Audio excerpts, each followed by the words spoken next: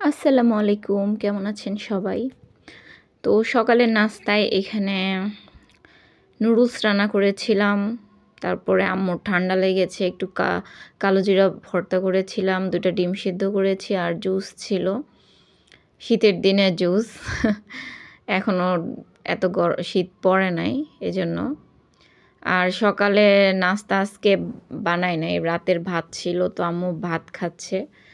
আর আমার ভাত তেমন ভালো লাগে না সকালে, এই জন্য আমি নুডলস রান্না করে নিয়েছি। আর ডিম আম্মু আর আমার জন্য সেদ্ধ করে নিয়েছিলাম। আর ফ্রিজ থেকে একটা কাবাব ভেজে নিয়েছি বের করে, এটা বানিয়ে ফ্রোজেন করে রেখে দিয়েছিলাম। তো এটাই ছিল হচ্ছে সকালের নাস্তা, ইউনিক স্টাইলের, তাই না? সকালে ভাত একদম দুপুরে রাত্রের মতো করে। তো তারপরে দুপুরবেলা এইখানে হচ্ছে তান্দুরি চিকেন করব। তো এটা হচ্ছে আব্বু যখন মুরগি কিনে নিয়ে এসেছিল তখন আমি মুরগির সবগুলো লেগ পিস এরকম ম্যারিনেট করে ডিপ ফ্রিজে রেখে দিয়েছিলাম, তো মাঝে মধ্যে বের করে খাওয়ার জন্য।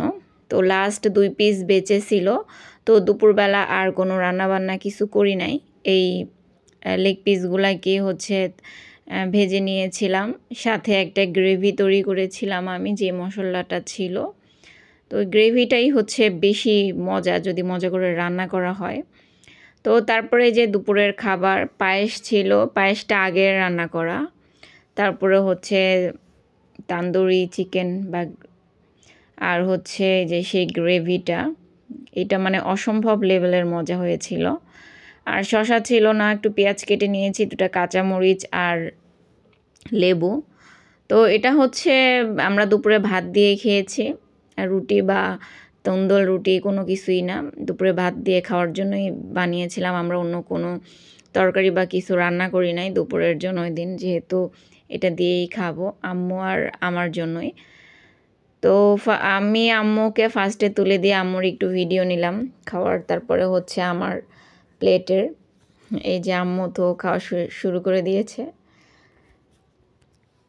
আমার কাছে লেগ পিসটাই বেশি মজা লাগে, জন্য আমি মুরগি যখন বাসায় আনে কিনে তখন আমি লেগ পিসগুলোকে আলাদা করে এভাবে ম্যারিনেট করে রেখে যাই।